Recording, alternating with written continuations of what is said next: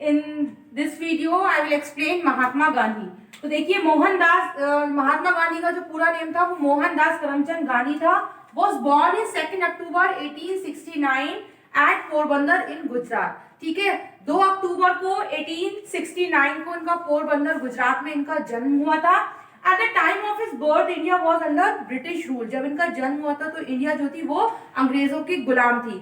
ठीक है, right from young age, बचपन से ही इन्होंने बहुत शुरुआती एज में ही, यंग एज से ही मोहनदास वॉज ऑनेस्ट, ट्रूथफुल, बहुत ही ईमानदार थे, ऑनेस्ट थे, बिलीव्ड इन बीइंग राइटियस, और सच के रास्ते पर चलने वाले थे। He went to London to study law, और ये लंदन गए थे अपनी कानून की पढ़ाई करने के लिए। And in 1893 he took on an 1-year contract to do legal work in south Africa, और 1 साल के लिए इन्होंने कॉन्ट्रैक्ट बेस पर लीगल वर्क किया साउथ अफ्रीका में रहकर।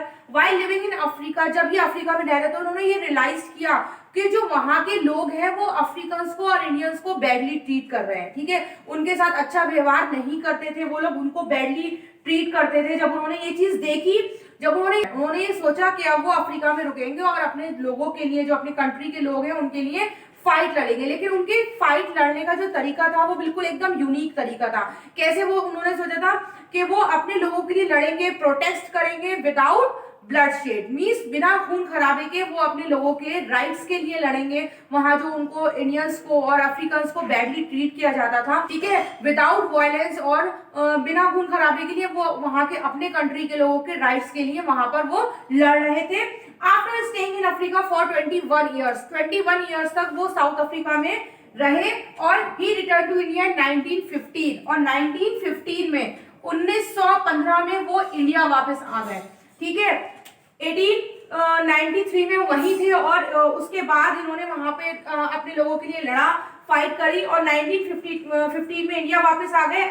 इंडियंस जो थे अंग्रेजों के गुलाम थे, उन्होंने उनके लिए फाइट करी, अंग्रेजों से लड़े वो। ठीक है, प्रोटेस्ट किया, और उसके बाद जो था हमारे देश को भी आजाद कराने में उनका बहुत बड़ा योगदान रहा। Gandhi ji developed a method of protest based on the principles of courage, non-violence and truth called सत्याग्रह। इनका एक मेथड था, प्रोटेस्ट का मेथड था, जो किसके प्रिंसिपल्स पे बेस्ड था, उसके सिद्धांत क्या थे इस मेथड के?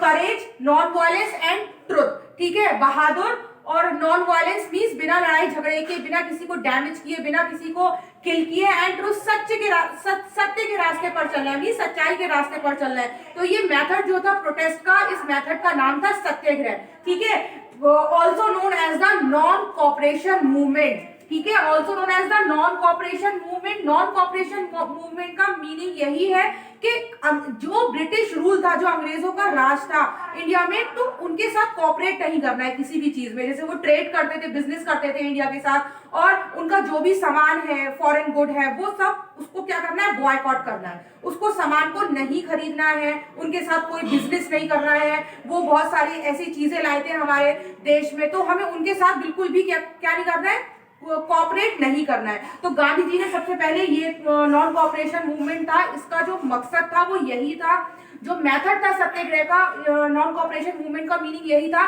कि अंग्रेजों के साथ जो है वो बिल्कुल भी कॉपरेट नहीं करना है। उसके बाद during the struggle for freedom, ये आजादी का जो स्ट्रगल चल रहा था, आजादी की जो लड़ाई चल रही थी, इसमें बहुत बार गांधी जी और उनके जो फॉलोअर्स थे वो जेल भी गए, लेकिन उन्होंने हार नहीं मानी। उन्होंने जो नेशन के लोग थे उन्हें आगे बढ़ने की वो टीचिंग्स देते रहे कि हमें अपने देश को कैसे ना कैसे करके आजाद कराना है। तो 1947 में हमारा देश आजाद हुआ, तब तक वो इसके लिए लड़ते रहे, लोगों को आगे बढ़ाते गए कि हार नहीं मारनी, हमें अपने देश को आजाद कराना है। और कई बार वो जेल भी गए, उनके फॉलोअर्स भी जेल गए, लेकिन उन्होंने फिर भी हार नहीं मानी। 1947 को हमारा देश जो है वो आजाद हुआ था। Gandhi ji also preach against the practice of untouchables in our country. और पहले लोग क्या था, गांधी जी ने लोगों को ये बताया, उन्होंने इसके खिलाफ भी आवाज उठाई कि लोग कास्ट सिस्टम के बेस पर क्या करते थे, जैसे लोअर क्लास है, कोई अपर क्लास है, तो वो क्या करते थे? अनटचेबल्स मींस छूने से क्या होता था, वो कहते थे छूने से इंसान जो है वो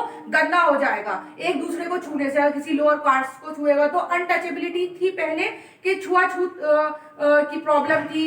ये एक तो गांधी जी ने इस चीज को भी खत्म किया, उन्होंने कास्ट सिस्टम को, और उन्होंने उन लोगों को एक नाम दिया, जो लोअर कास्ट के लोग थे उनको नाम दिया हरिजन। ठीक है, तो लोग क्या करते थे कि अगर कोई लोअर कास्ट है उसको अगर छू लिया किसी ने तो वो क्या हो जाएगा, गंदा हो जाएगा।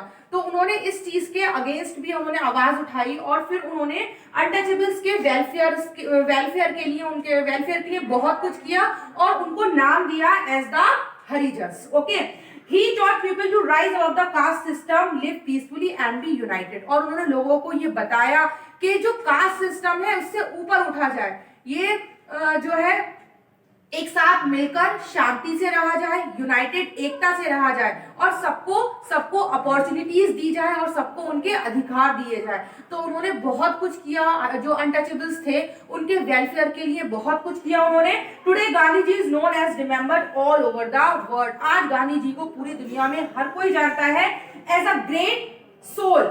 He is popularly known as Bapu and the father of the nation। और आज उन्हें लोग जो है वो बापू के नाम से जाते हैं और father of the nation. Father of the nation means राष्ट्रपिता के रूप में आज हम उन्हें गांधी जी को जानते हैं। Okay, now student, this chapter is completed. Go through and revise it. I will give you the homework of this chapter. Thank you.